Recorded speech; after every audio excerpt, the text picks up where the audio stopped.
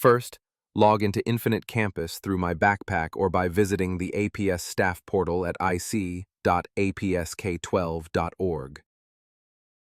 Next, from the left-hand navigation panel, click on Gradebook.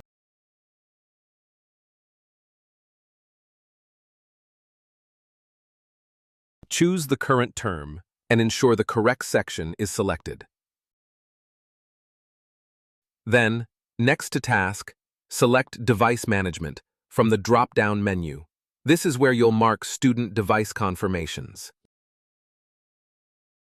Select the expand icon above the date for which you're conducting the student device confirmation. To confirm that students have their devices, click the T at the top of the column. This will mark all students as having their device. For any student who does not have their device, click the M next to their name to mark them as missing for that day. Finally, click Save in the upper left corner.